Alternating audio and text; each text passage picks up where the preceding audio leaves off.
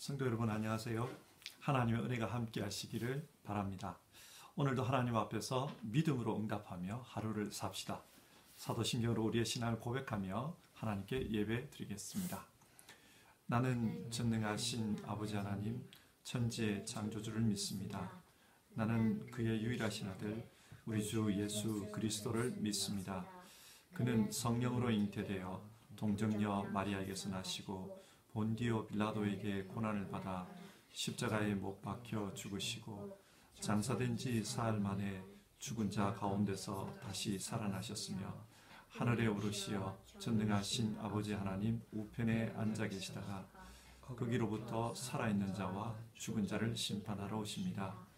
나는 성령을 믿으며 거룩한 공교회와 성도의 교제와 죄를 용서받는 것과 몸의 부활과 영생을 믿습니다. 아멘. 찬송가 15장 함께 부르겠습니다. 옛날 찬송가로는 55장입니다. 하나님의 크신 사랑 1절 부르고 우리 함께 기도하겠습니다.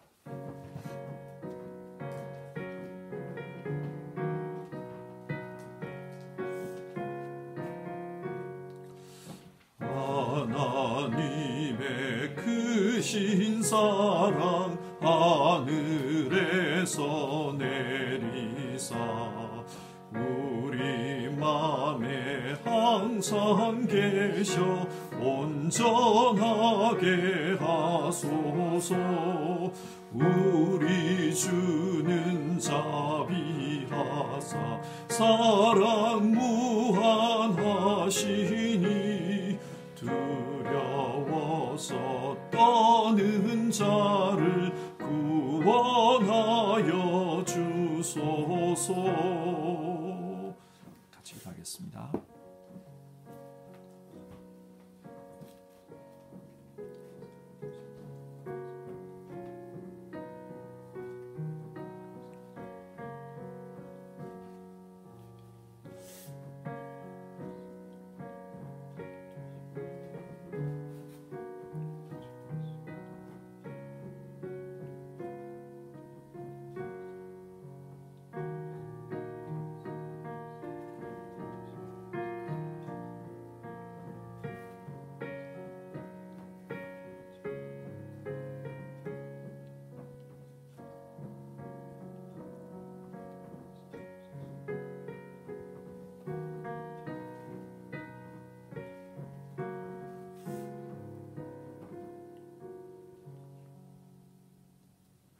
하나님, 우리와 함께 해주시고 또 우리를 인도해 주심에 감사를 드립니다. 우리에게 주어진 하루하루의 시간이 하나님께서 주장하시는 시간이 되기를 바랍니다. 그래서 하루하루가 모여 우리 인생이 되는데 이 인생 전체가 하나님 앞에 붙들림 받고 또 인도함을 받는 그런 인생 되어 온전히 하나님께 영광 돌리는 삶이 되기를 소망합니다.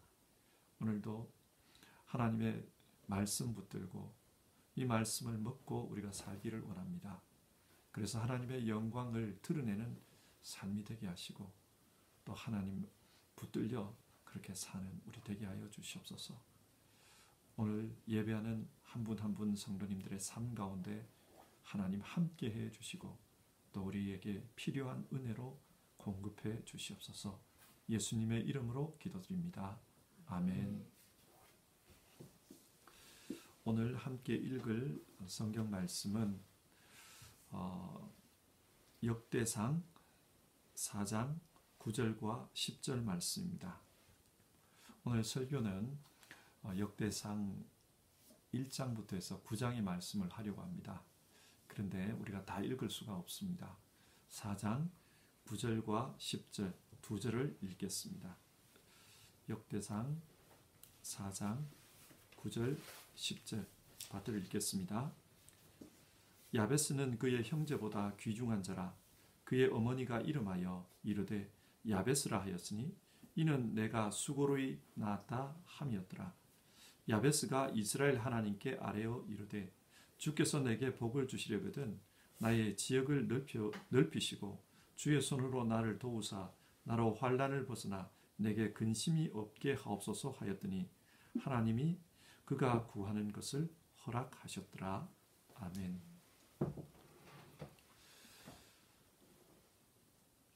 오늘부터 역대기의 말씀을 함께 읽으려고 합니다. 그런데 역대기는 읽기가 쉽지 않습니다.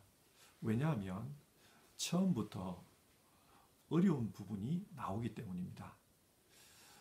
역대상 1장부터 9장까지는 누가 누구를 낳고 족보 이야기가 계속 되고 있습니다.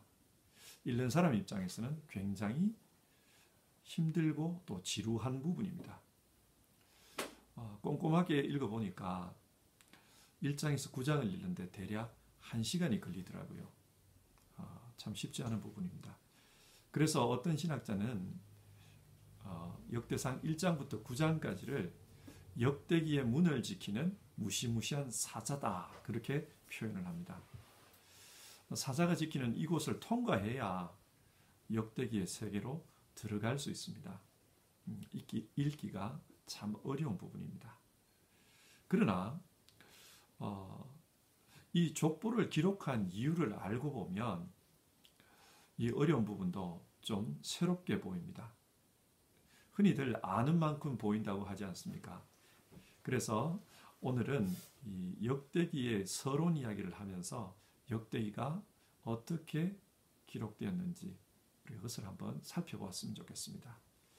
이 선지식을 통해서 앞으로 역대기를 읽는데 조금이라도 도움이 되면 좋겠습니다. 먼저 역대기가 기록된 시대 배경에 대해서 한번 살펴봅시다. 탈무드에 따르면 역대기는 에스라가 기록했다, 그렇게 말합니다. 만약 그게 사실이라면 역대기는 BC 450년에서 BC 400년 사이에 기록된 것입니다. 그러면 이때 왜 이스라엘 역사를 다시 한번 기록하는 것일까요? 잘 아시는 대로 이스라엘 민족은 주전 586년에 바벨론에 의해서 망합니다. 그 결과 많은 사람들이 바벨론의 포로로 잡혀갔습니다. 그리고 주전 538년 페르시아에 의해서 바벨론 제국이 멸망합니다. 그렇기 때문에 바벨론에 포로로 끌려갔던 이스라엘 백성들은 그 바벨론에서 해방될 수 있는 그런 기회를 가집니다. 하지만 잡혀갔던 이스라엘 민족들 중에 아주 소수만 돌아왔지 다수는 돌아오지 않았습니다. 생각을 한번 해보십시다. 여러분의 후손이 50년, 70년 그 이상의 세월을 이 독일에서 뿌리를 내리고 살았다고 합시다. 근데 어느 날 갑자기 아무런 연고도 없는 한국으로 가서 살아라, 그렇게 하면 여러분의 후손이 한국으로 돌아갈까요? 쉽지 않습니다. 이스라엘의 포로 귀환도 그랬습니다. 포로로 잡혀갔던 사람들은 대부분 바벨론에서 이미 죽었고, 그 바벨론 땅에서 태어난 후손들은 팔레스타인으로 돌아오려고 하지를 않았습니다. 단 민족의식과 신앙심에 불타는 일부 사람들이 팔레스타인으로 다시 돌아옵니다. 이들은 자신들의 고향으로 돌아오면 하나님의 큰 역사가 일어날 것이라고 기대했습니다. 그들에게는 신앙에 불타는 그런 열심이 있었습니다. 그런데 돌아와 보니까 땅은 황폐화되어 있었습니다. 그리고 사람이 살만한 땅은 이미 이 민족들이 차지하고 있었습니다. 그래서 이들은 돌아온 후에 굉장히 고생을 많이 합니다.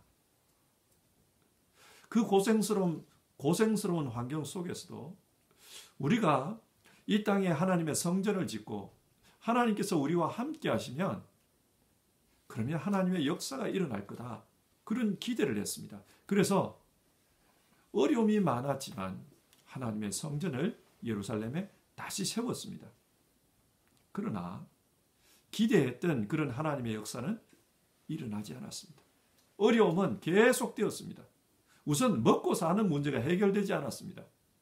땅도 그리고 과수원도 무슨 장사도 할 수 있는 게 별로 없었어요. 먹고 사는 문제가 해결되지 않았습니다.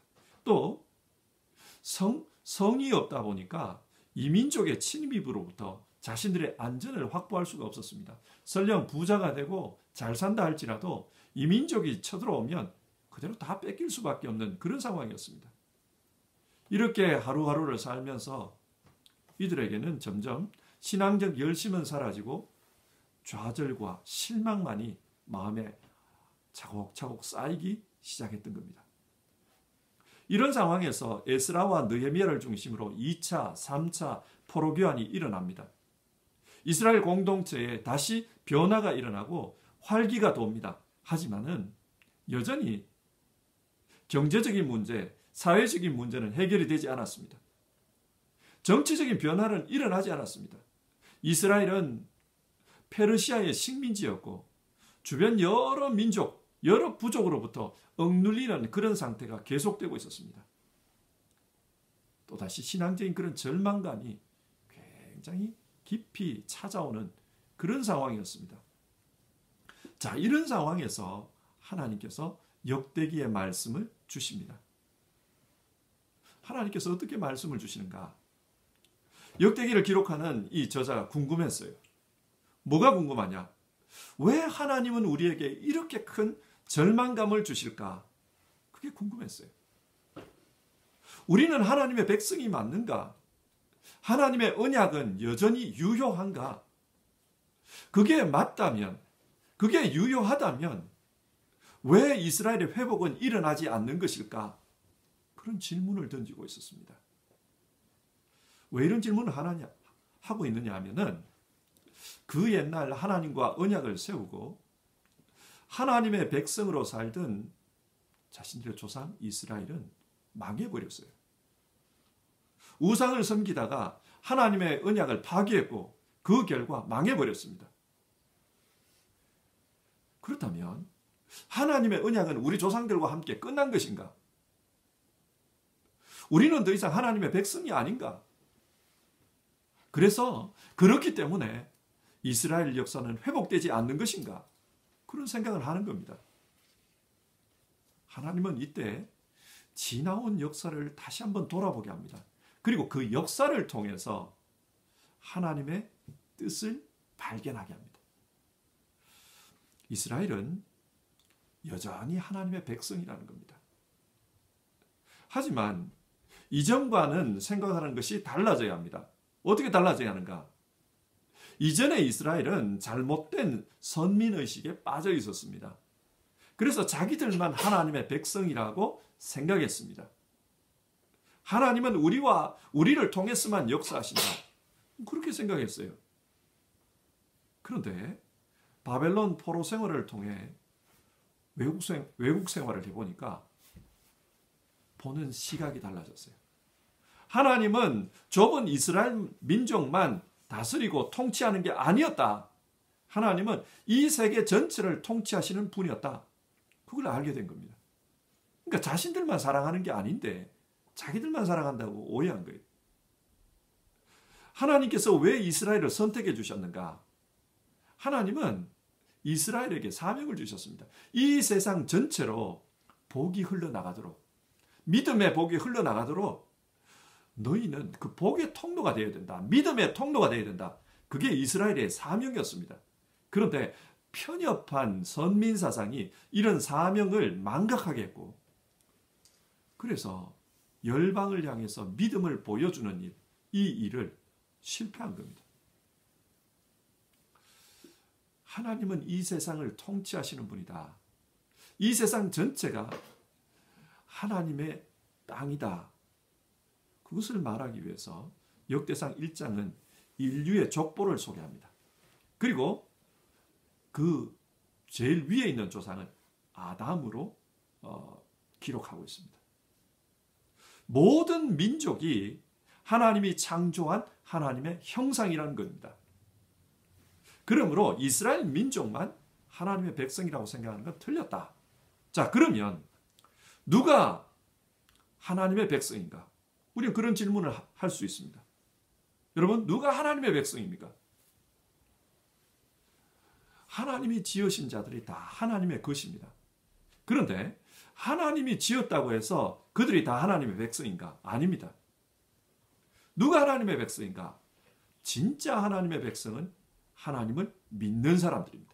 하나님을 믿는 사람들이 하나님의 백성입니다. 이게 중요합니다. 그래서 역대기는 이 족보를 통해 이 사실을 말하고 있습니다. 온 인류가 하나님의 형상으로 지음을 받았습니다. 온 인류가 하나님의 것입니다. 그래서 1장에서는 온 인류에 대해서 이야기하고 있습니다. 하지만 결국은 하나님을 믿는 사람만이 하나님의 백성이 되었습니다. 그래서 온 인류 중에서 하나님을 믿는 사람, 아브라함에 대해서 이야기합니다. 그리고 아브라함의 족보를 기록하고 있습니다. 그런데 이 아브라함의 자손 중에도 하나님을 믿지 않는 사람들이 나타납니다. 아브라함이 가졌던 그 믿음을 지킨 사람은 이스라엘 뿐이었습니다.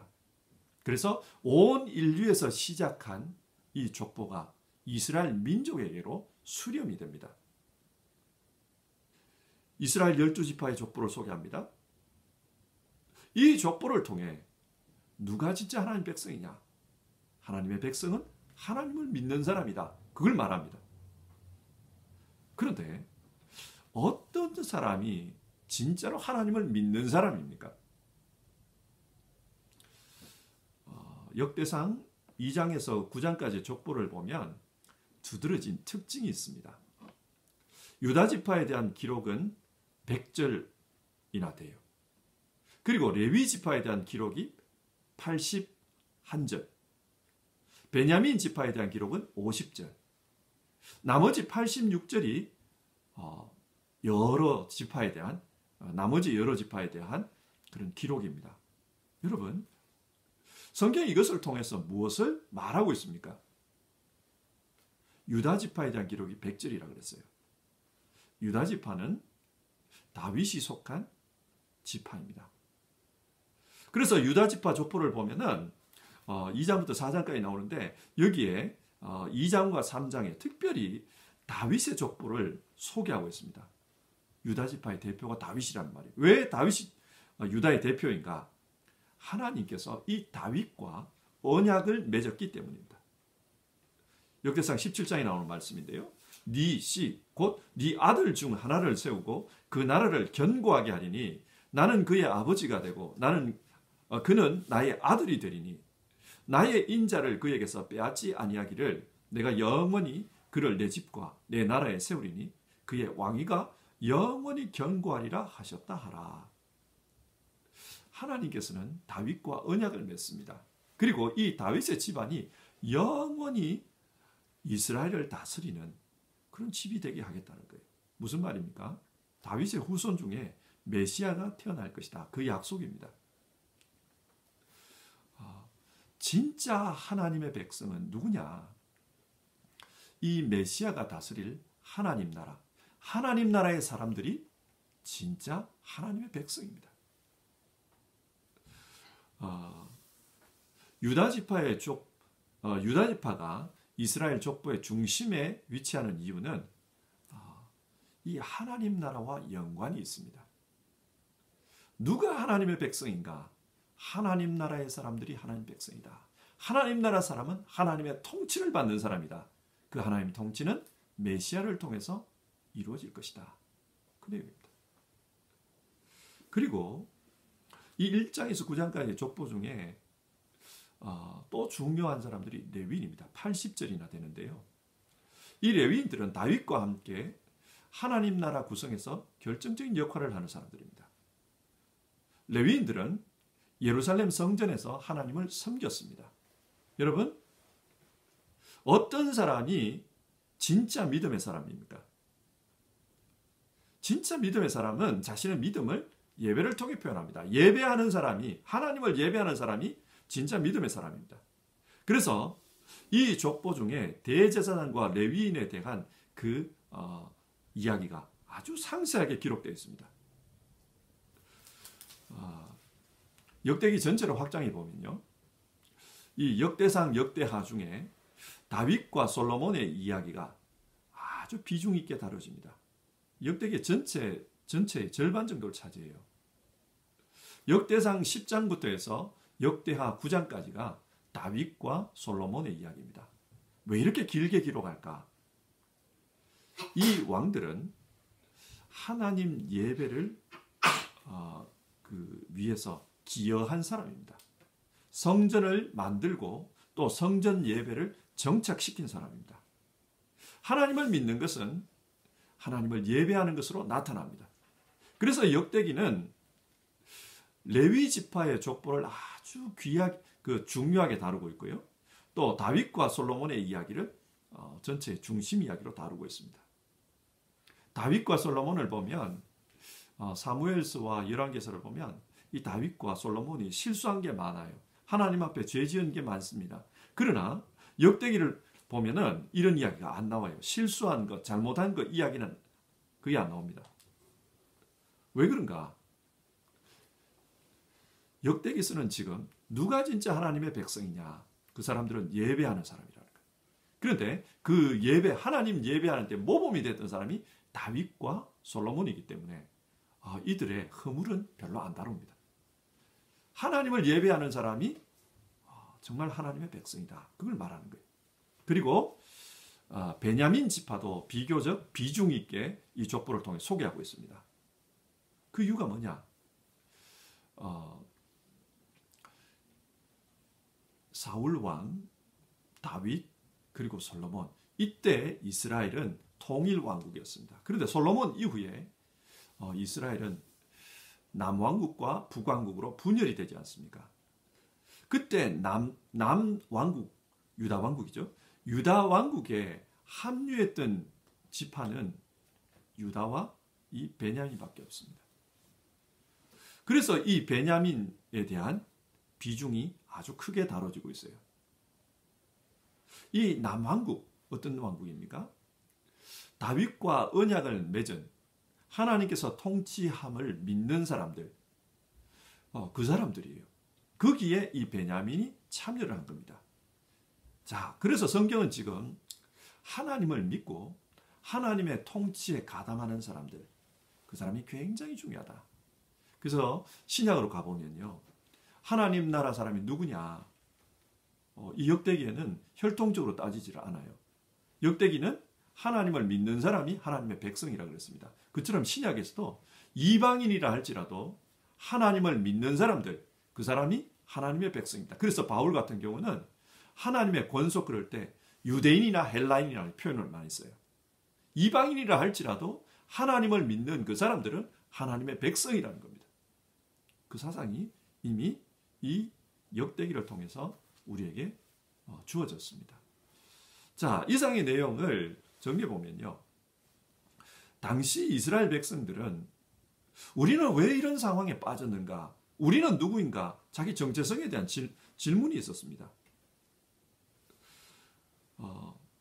이 당시 그 포로지에서 돌아왔을 때 이 당시 이스라엘 민족을 굉장히 힘들게 했던 것 중에 하나가 사마리아 사람들이었어요. 잘 아시는 대로 이 사마리아 사람들은 유대인과 이방인이 섞인 혼혈 족속이었습니다. 그리고 이 사람들은 자기들이 진짜 이스라엘이라고 그랬어요. 우리가 진짜 이스라엘이고 우리가 진짜 하나님 백성이다. 니네는 아니다 그랬어요. 그래서 이 포로지에서 돌아온 이 이스라엘 백성들이 굉장히 질문이 있었어요. 누가 하나님의 백성인가? 이 상황에서 하나님은 이 역대기를 통해, 특별히 오늘 우리가 살펴보는 이 족보를 통해 누가 진짜 하나님의 백성인지를 말씀합니다. 누가 하나님의 백성이냐? 하나님을 믿는 사람이 하나님의 백성입니다. 하나님을 믿는 사람은 하나님의 성전에서 예배하는 사람입니다. 그리고 율법을 중요하게 생각해서 그 하나님의 말씀대로 사는 사람들이 진짜 하나님 백성입니다. 또 메시아의 통치를 믿으면서 하나님 나라를 소망하는 사람들입니다. 그들이 하나님의 백성입니다. 자, 이들은 이 포로지에서 돌아와서 하나님의 언약은 아직도 유효한가요? 이런 질문을 했죠.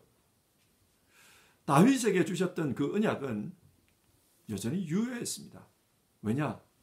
메시아를 통해 하나님이 영원히 다스릴 거라고 했는데 그 당시 시점으로 보면 메시아가 아직 탄생하지 않았습니다. 그러니까 그 언약 속에서 그 약속을 믿으면서 하나님의 언약을 붙들고 있는 겁니다. 그런데 그 하나님의 통치를 기다리면서 그렇게 사는데 왜 현실은 이렇게 어려운가? 왜 하나님 백성 고난 가운데 살아야 하는가? 그 문제를 또 질문했습니다. 하나님은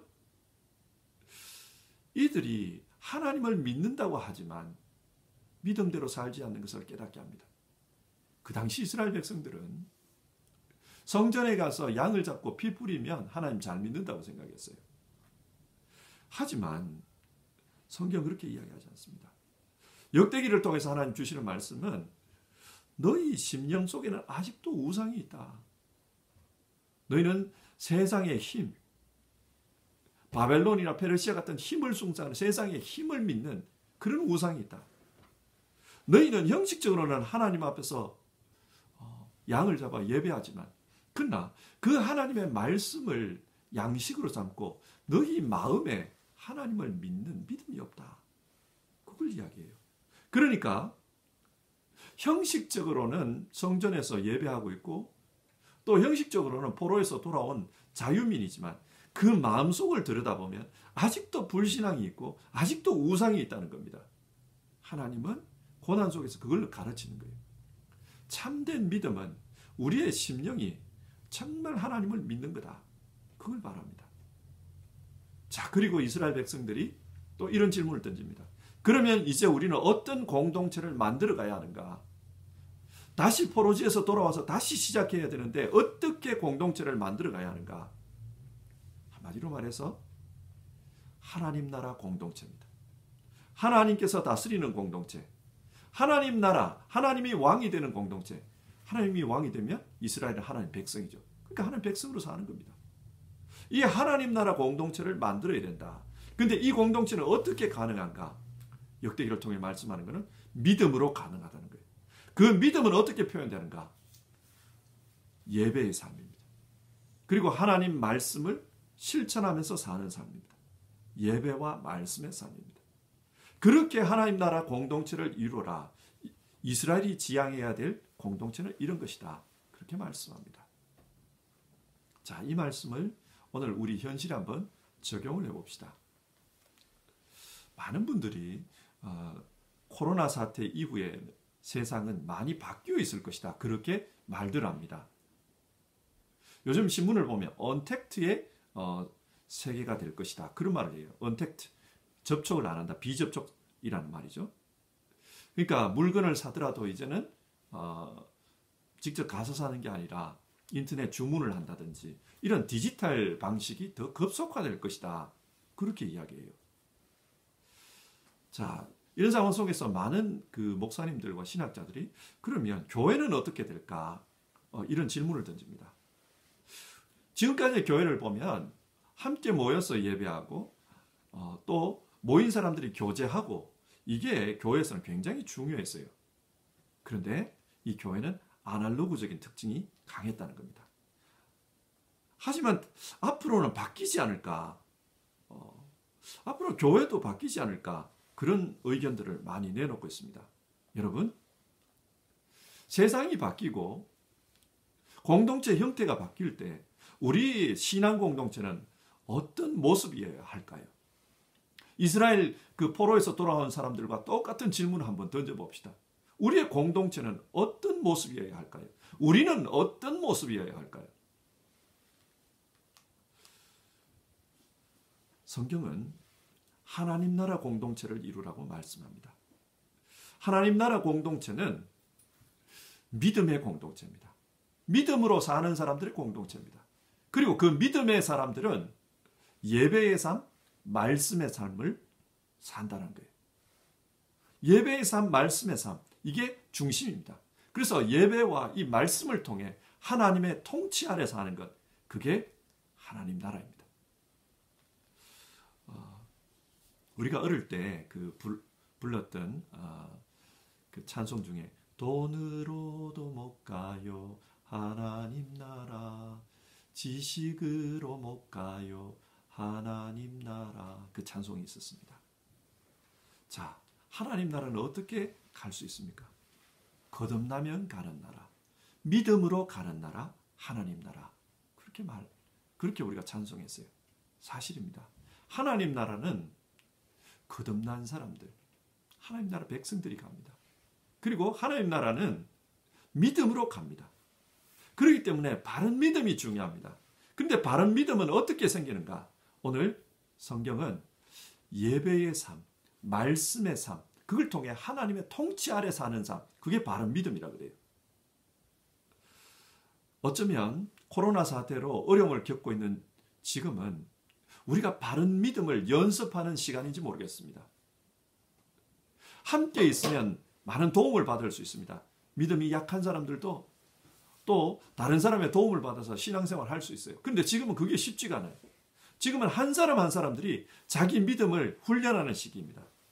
내가 내 자리에서 다른 사람 도움 없이 정말 하나님 앞에 진심으로 예배하는 것, 그걸 훈련하는 시기입니다. 내 자신이 성전이 되어야 돼요. 그리고 내가 하나님 말씀을 통해 이 말씀 하나라도 실천하기 위해서 노력하는 것, 이거 훈련하는 시기입니다. 그 가운데 우리는 하나님이 나를 다스리고 있다. 그 하나님의 통치를 맛보는 겁니다. 역대상 4장을 보면 오늘 읽은 구절인데요. 유다 지파의 족보를 이야기하다가 갑자기 야베스의 기도문이 나옵니다. 족보 이야기에 왜 기도문이 소개가 되어 있을까요? 이게 뭘 의미할까요?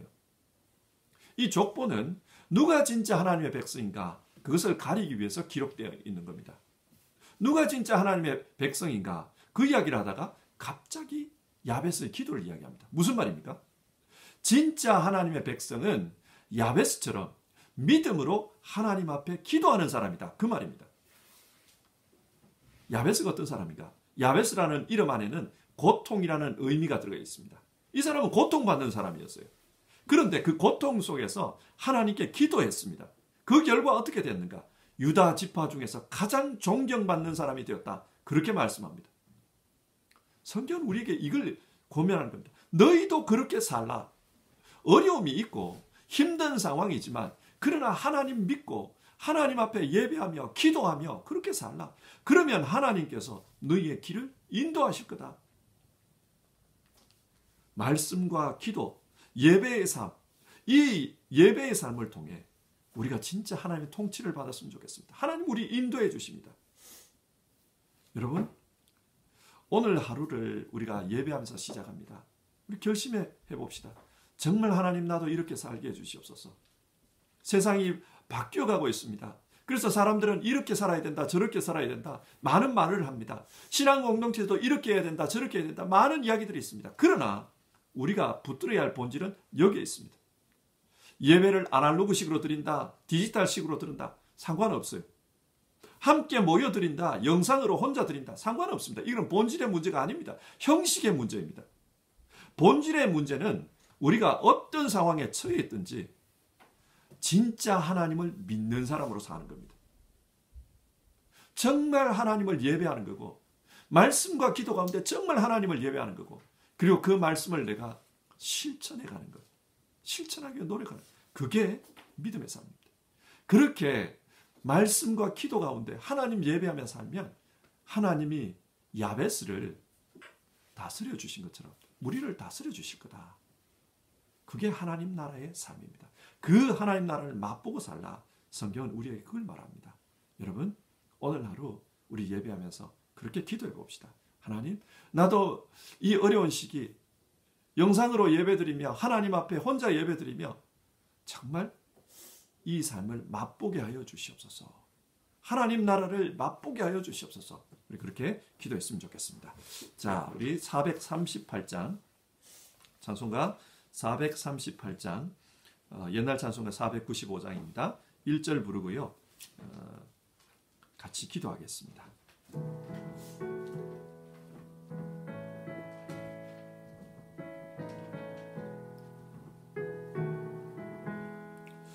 내 영혼이 은총 입어 중한 죄 짓고 벗고 보니 슬픔 많은 이 세상도 천국으로 화하도다.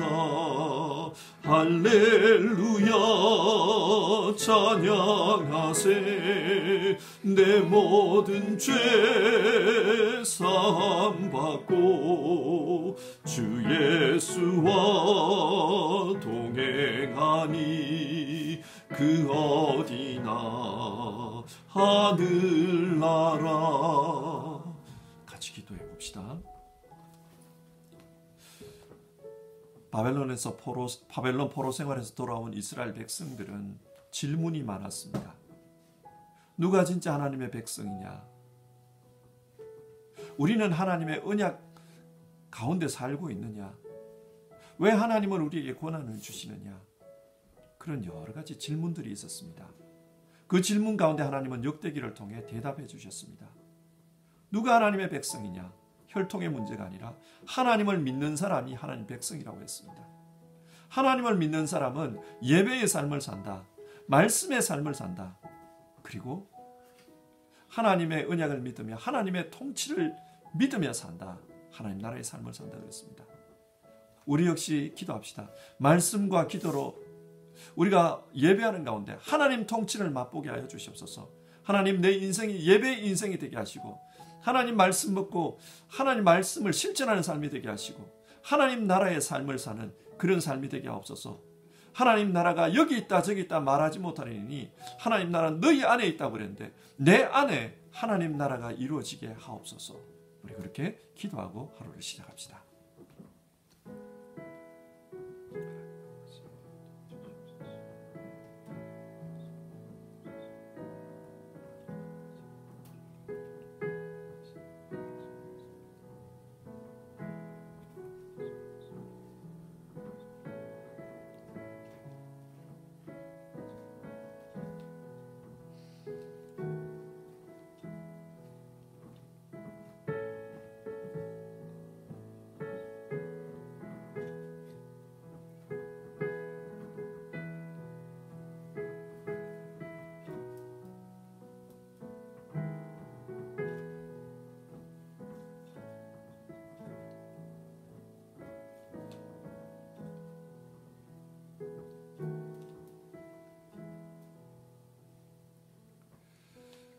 하나님 아버지, 오늘 말씀을 통해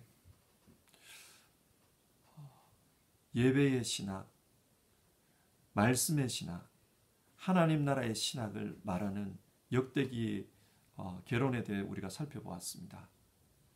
당시 사람들은 우리는 어떤 공동체를 지향해야 할까? 우리는 어떤 사람이 되어야 될까? 누가 하나님 나라의 백성인가? 그런 많은 질문들을 쏟아놓았고 하나님은 이 역사를 통해 이야기해 주셨습니다. 대답해 주셨습니다. 하나님, 우리가 여기에서 교훈을 얻게 하여 주시옵소서. 먼저는 이 어려운 시대에 우리 한 사람 한 사람이 하나님을 예배하는 성전이 되게 하시고 교회가 되게 해 주시옵소서. 하나님의 나라가 저 바깥에 있는 것이 아니라 예배하는 우리 삶 가운데 이루어지게 하여 주시옵소서. 하나님의 나라는 우리 안에 있게 하여 주시옵소서. 하나님, 그래서 진짜 혼자 정말 영상으로 예배할지라도 예배의 삶을 통해 말씀과 기도의 삶을 통해 하나님의 통치하심을 맛보게 하여 주시옵소서. 야베스는 고통 가운데 살았지만 하나님 앞에 기도하고 하나님을 믿음으로 그렇게 살았더니 하나님께서 그를 가장 존귀한 자가 되게 해주셨다. 하나님의 통치를, 하나님이 그를 인도하심을 보여주셨습니다. 우리도 그런 하나님의 통치를 받는 사람들 다 되게 하여 주시옵소서. 하나님, 우리 공동체가 어떤 공동체가 되어야 할까?